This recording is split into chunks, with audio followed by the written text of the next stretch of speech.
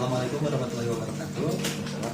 Hari ini saya akan mewawancarai Bapak dari LK.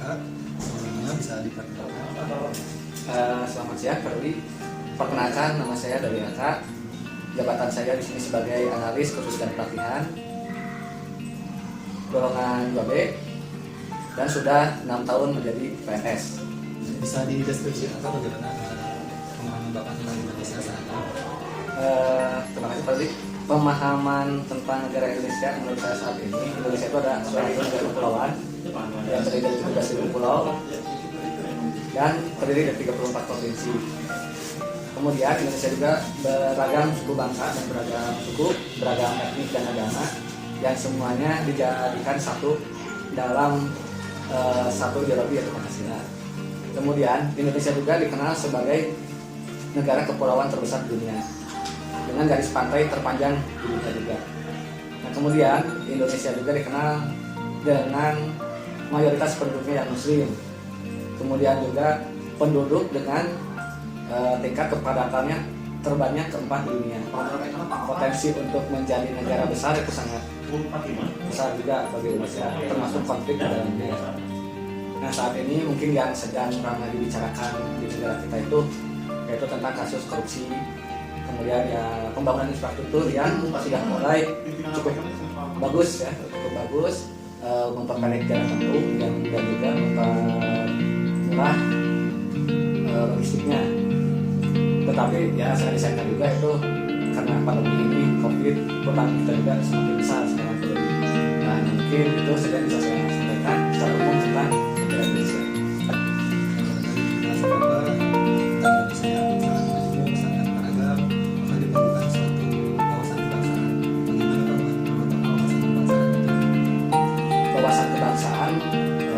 Menurut saya sangat perlu ya, sebagai warga negara Indonesia itu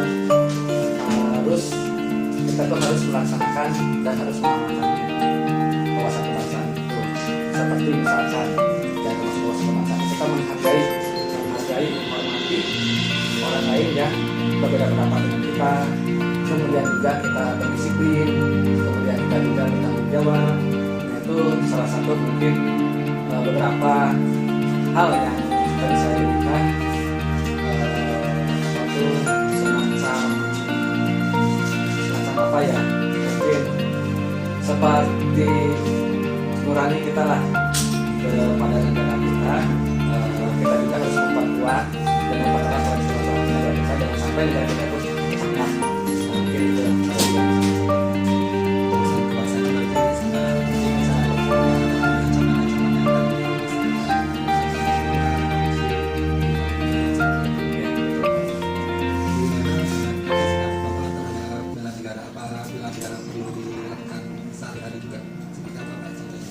untuk bela negara itu sudah pasti ya, sebagai warga negara wajib, menurut saya wajib melaksanakan. Kenapa wajib? Karena kita sebagai warga negara itu mempunyai kewajiban untuk kalau dulu mungkin ada istilah sisharkam rata itu ya.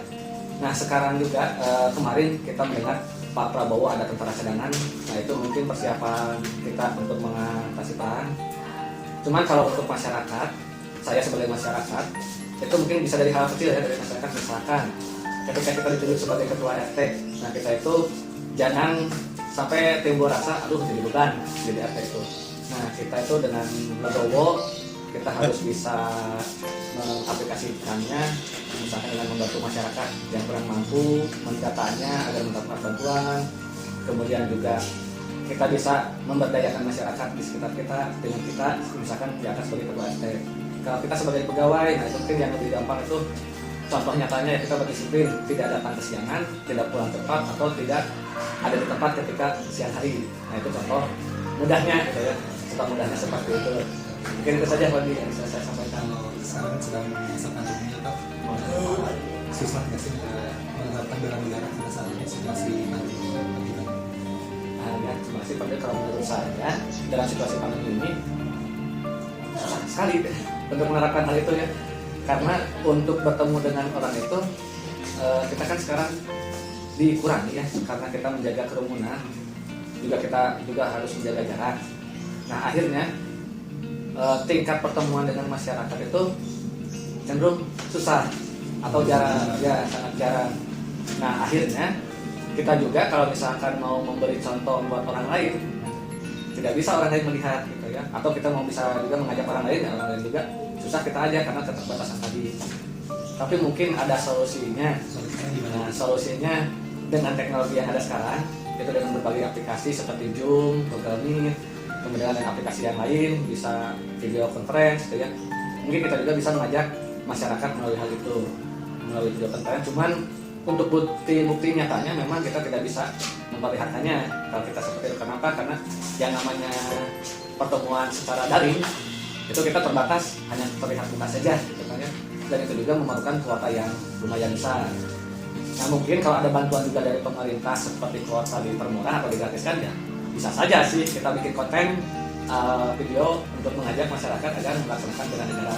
Karena seperti kita tahu sekarang negara kita itu terancam dengan adanya konflik di daerah Laut Cina Selatan. Walaupun tidak secara langsung itu menyerempet ke Laut Natuna Utara. Nah itu yang sebagian zona ekonomi kita itu diakui melalui garis 9 garis gas lain itu Cina. Nah, itu bersinggungan, lalu tambah 9 lagi ada yang menjorok masuk ke dalam wilayah kita Cina itu. Dan Cina itu mengakui sebagai teritorial mereka.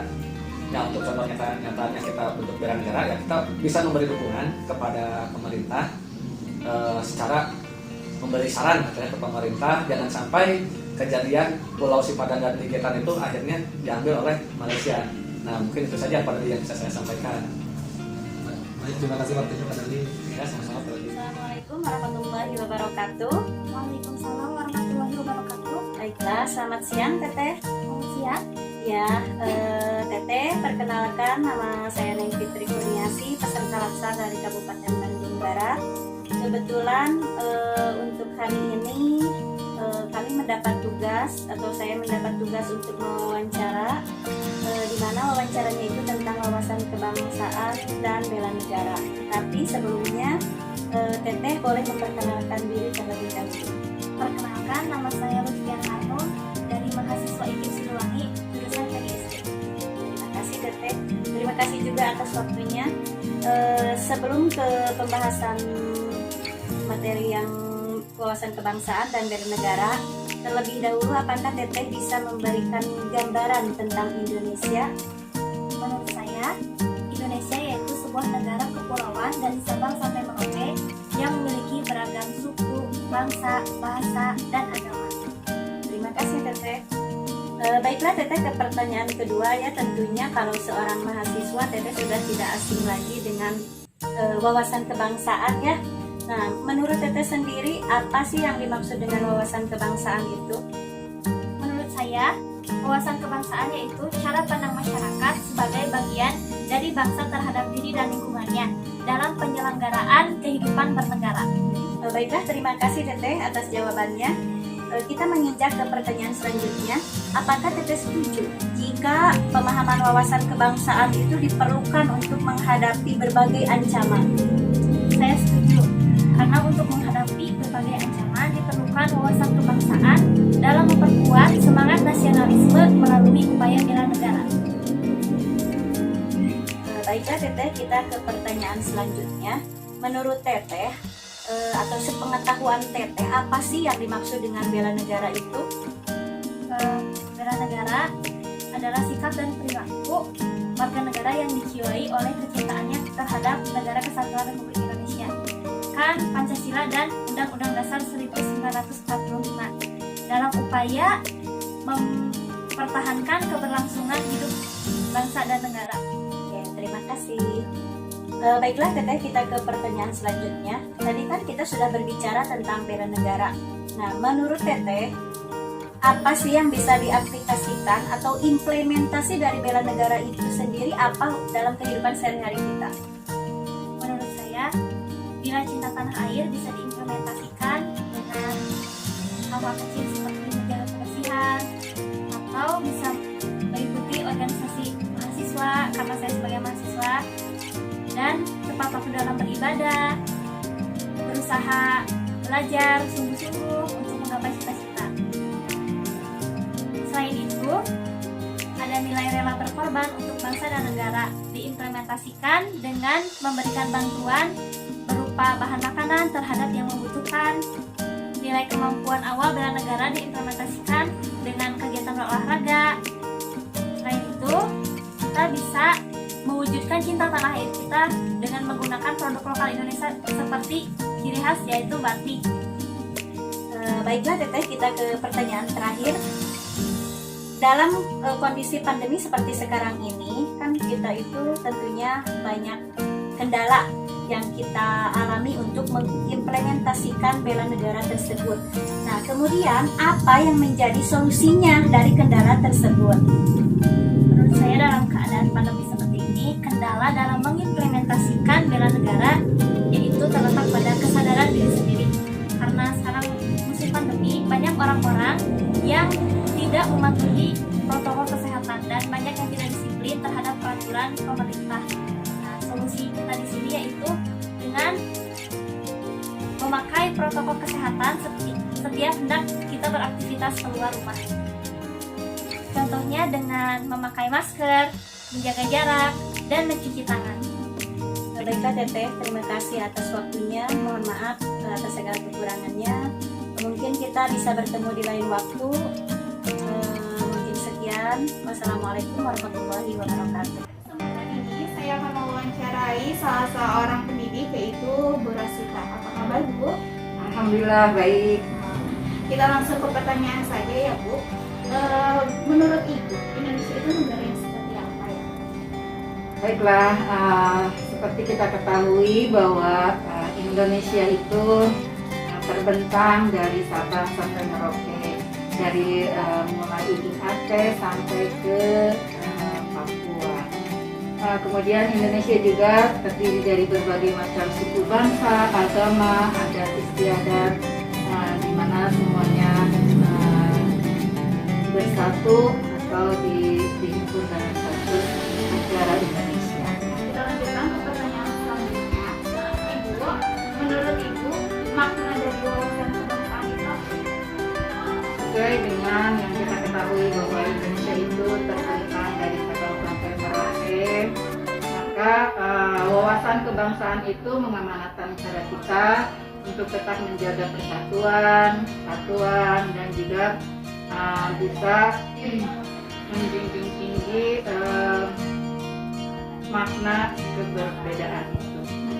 Ibu, apakah Ibu setuju jika pemahaman wawasan kebangsaan itu diperlukan untuk menghadapi berbagai tantangan dan globalisasi? Tentu saja setuju, karena wawasan kebangsaan itu mendukung semangat nasionalisme dalam rangka upaya bela negara. Nah, berbicara mengenai bela negara, bagaimana mengimplementasikan nilai-nilai bela negara tersebut dalam kehidupan sehari-hari? Sebenarnya itu banyak yang bisa kita lakukan untuk mengimplementasikan tentang bela negara itu. Terutama kita sebagai warga negara tentunya patuh pada peraturan, itu juga termasuk melaksanakan atau implementasi terhadap bela negara. Atau mungkin sebagai pelajar lebih baik kalau dia berprestasi. Ibu, terima kasih telah menjadi narasumber saya yang berkaitan Masyarakat mengakui potensi yang dimiliki oleh Indonesia sangat besar. Potensi tersebut juga memberikan dampak akan rentannya konflik dan ancaman. Diperlukan pemahaman setiap warga negara terkait wawasan kebangsaan dan bela negara untuk menghadapi ancaman tersebut. Memberikan dukungan kepada pemerintah dengan sadar akan isu-isu penting yang memerlukan perhatian dan dukungan publik, seperti isu yang sedang hangat diperbincangkan tentang isu Laut Cina Selatan. Meskipun tidak terlibat secara langsung, tetapi masyarakat harus lebih aware terhadap isu ini agar kejadian di masa lampau tidak lebih aware terhadap isu-isu yang ada di sekitar kita juga merupakan bentuk bela negara. Bela negara merupakan kewajiban setiap orang, tetapi bukan menjadi beban. Bela negara dilakukan mulai dari diri sendiri dengan hati nurani.